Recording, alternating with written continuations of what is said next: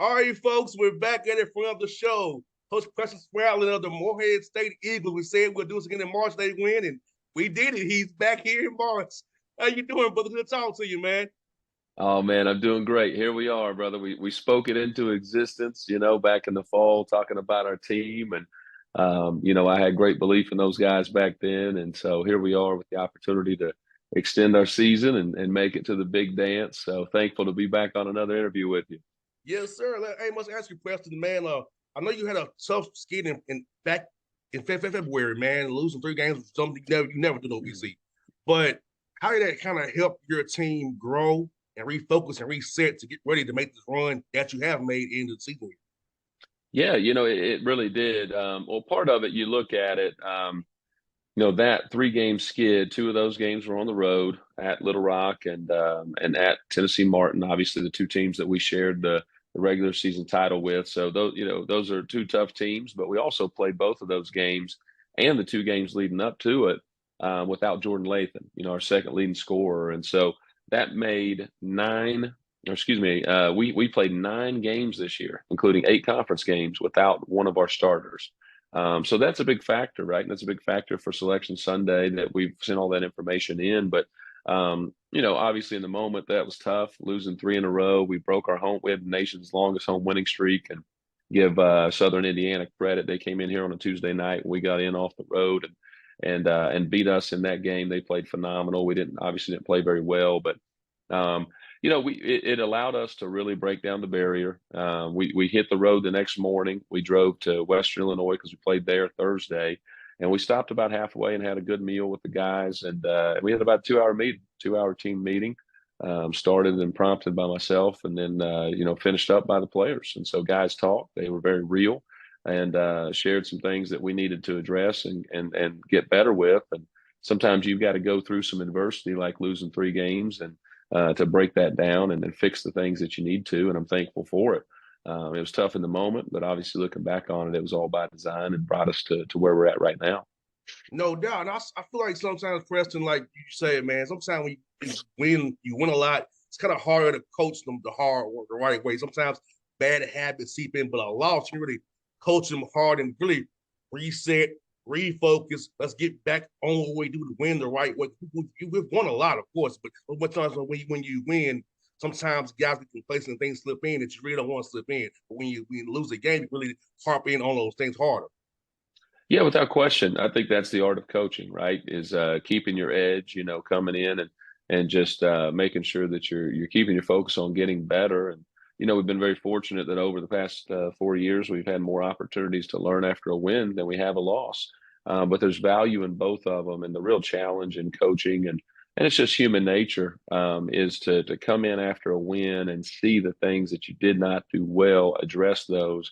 And then sometimes you hit the point during the season where you're dealing with injuries, you're dealing with adversity, you're kind of piecing lineups together, and maybe your accountability goes down a little bit, right? You got to give a guy a little bit more grace in terms of your non-negotiables, rebounding, whatever that may be, because you're looking down the bench and you don't really have a healthy body that you can sub in for him. And so you have some concessions, and those things add up, and ultimately your standard drops a little bit. And it takes an eye-opening moment like what we had to kind of say, hey, like we're not living up to our standard right now across the board. Let's address it, and let's get better with it. Let's own it, and let's make sure it doesn't happen again. So I'm thankful for the opportunity that we were able to do that, and certainly the outcome that's gotten us to right now. And Preston speaks to your guys because your guys accepted coaching and constructive criticism. So you know how sometimes young men are, Preston. They don't want to take any kind of criticism, whether it be constructive or whatever. But to be able to take that coaching, take it to heart, and make the corrections in flight as you have this journey on this goal, man, to the team you have and their desire and will to win. Without question, it's a valuable point right there.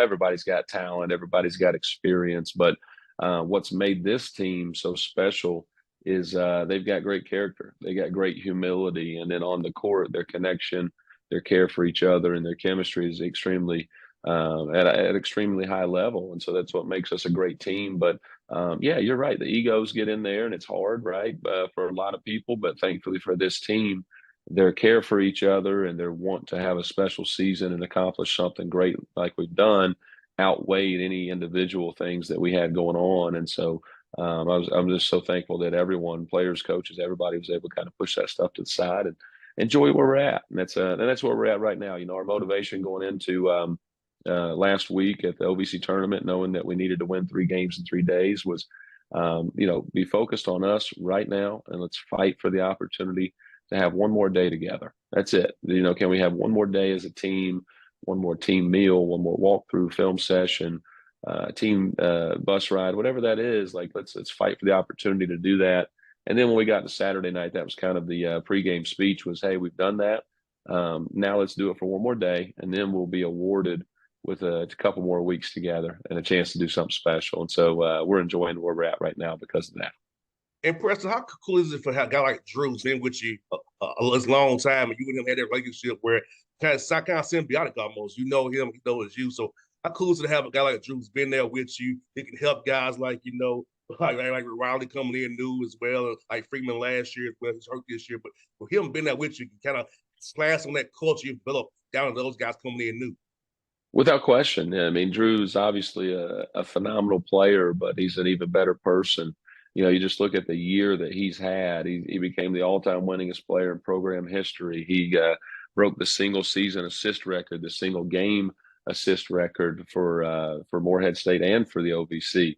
2 NCAA tournaments, 2 regular season titles. He's going to graduate in May. Just last week, he got baptized in front of the entire team at my church right before we went to the OVC tournament. So he's had an unbelievable year, but it's all very deserving if you look at the 4 years that he's been here. And, you know, he's kind of the outlier. You know, guys that play 3 minutes a game as a freshman, they usually don't stick around nowadays, right? They look for something else, but he stuck it out. And for a long time, he's been our most important player.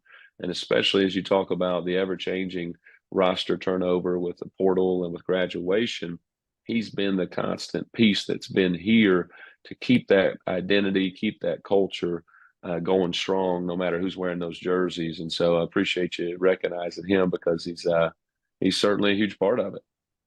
100%. I also speak to you, Preston, man, because you're a cool guy, man. And they all know who you are. You have fun with those guys. You can relate to them, man.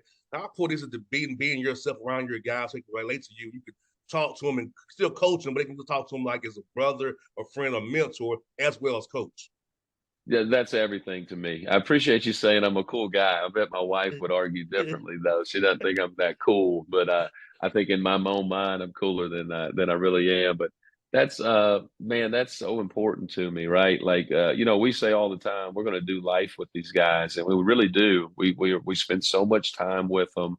You know, I had a player a few years ago transferred in here and had a great year for us. And at the end of the season, he comes in and he said, Coach, you know, I just want to thank you. And he had played for 2 really good coaches prior to coming here, guys that, you know, from an X's and O standpoint are well above me. And he said, I just want to thank you for this year and the connection that we've had and the time that we spend. And he said, you know, my last spot, he was just my coach. You know, I don't know if he was funny. I don't know, you know, what his personality was and all those types of things. And so that meant a lot to me because I think that's important, right? You've got to have an authenticity. You've got to be real. And we're very real with our guys. And a part of our personality is fun. We want them to be excited to come here to the gym every day. That doesn't mean we don't work hard. Doesn't mean it's not intense. It's not tough. It's all those things. But man, we like to have fun above all else. And so that's what we're going to continue to focus on as we get ready for March Madness. Yeah, Preston, you said something so important. Like for me, like with Randy Peel, somebody who had me. So to this day, I can talk Coach Peel any day, and he'll just still make me laugh and Yeah. talk about stuff. So like that relationship you have with your coach when it's a real relationship, like I Coach Peel's like a dad to me. So like, Yeah. so I feel like when you real with people, it's really a real connection, not just transactional. You get more out of you. I know I played hard for Coach Peel because he treated me like I got the son. I gave him everything I had, you know. So I'm like, when you do that for a player, it feels like, you know, we want to play harder for you and be around you. Yeah, you know, at the end of the day, man, you know, I'm a man of faith, and I just believe that basketball is the greatest teacher of life. You know, yourself, our players, you know, you got enough talent and opportunity to get to play college basketball, and if you know, that's where you learn life skills, right? It's where you learn to challenge yourself, to compete. to be a teammate, the sacrifice, all of those things that are going to carry over to your professional life. They're going to carry over to your marriage, to being a parent one day. And so those things are really important to us. I'm only 37, boss man. So the I don't know if I'm quite like a father figure to my guys just yet. I like to think of myself as a big brother or an uncle, but whatever that title is, man, I'm so thankful for it because we really love to spend time with our guys and hang out with them. Now, to give you yesterday, for example, we practiced for an hour and 15 minutes, and I had to kind of rush out of there. And so I was get showered up after the locker room, and I go spend a couple minutes wrapping up the office. I walk back down, and everybody's still in the arena, right? The rest of the coaches, the whole team's in there. You got some guys talking to coaches, you got some guys talking to each other, you got guys getting up extra shots, you got the managers, for God's sakes, playing 2-on-2, and everybody's watching it. It's like this is what it's supposed to be when practice has been over for 45 minutes and they just don't want to leave. They want to be around each other. They want to hang out. And so that's an atmosphere and a culture that we've got here that we're extremely proud of. How do you create it? I don't know. It's every day spending time with guys and being intentional and purposeful with all of your interactions. And it's also, I got one more for you, Preston, man. Your man, Tad Johnson, the manager, man. Talk about that story, man. It was very funny to read about that online, man. They ripped the pants and got stuck in the voice. Yeah. That story, man. That was really funny to read about, man. Our managers are awesome. Like they do, any great basketball program is going to have those guys behind the scenes that, they're not getting paid. They're working all hours of the night to do laundry. And I don't even know what all they do, to be honest with you. They do such a great job, but I know everything gets done. My guy, Tad, I've known him since he was about fifth grade, and he's a local guy here, and that's my guy. If you ask him, he'll say, "Man, I'm Coach P's guy," and that's his title. And so I'm always looking for ways to motivate the guys, and I felt like it was important when we were at the conference tournament this year. Obviously to motivate them, but to keep them loose, to keep them fresh, and to have fun. And it's okay to laugh on game day and be motivated by something. And so after our SIUE game, on Thursday night, Tad was in the Ford Center and he got locked in there doing laundry till 2 a.m. He had to break out. The other managers went and helped him scale a fence, so he tore his pants. And so I had him bring me those pants, and I got on our guys pretty good Friday morning about getting out rebounded against SIUE, and we just talked about, hey, what we did yesterday was good enough to win that round. It's not going to be good enough for tonight. We got to continue to get better. You got to be willing to do things you've never done and step up to the challenges. And then so I told the inspiring story about Tad breaking out and then the rip in his pants, and he found a way. So now we all got to find a way, and the guys got a great they got the message, but they also got a great laugh out of it. And so we're actually those pants are being framed right now, just like a senior's jersey would be framed. We're going to give those the honor that they're due. There's going to be a piece of chain link fence in there. There's going to be a little plaque that tells the story about Tad and then those pants. But man, that's what March Madness is all about, right? Oh I don't yes. know where you find your motivation, but when it comes across, you got to find a way to do it. But staying loose and having fun is a calling card for us. Well, Preston, man, I thank you for our friendship, man. From the show all the time, man. I'll be cheering for you as always, buddy. Best love to you, man. I'll see you on the recruiting trail this year doing the live period as always, man. Yeah, I'm gonna be down south, man, trying to find some more of these southern guys to bring them up here to the Bluegrass State. They've been good to us, so I look forward to seeing you down there, my man. All right, brother. You be safe, man. See you soon and stay blessed as always, buddy. Thank you. You too.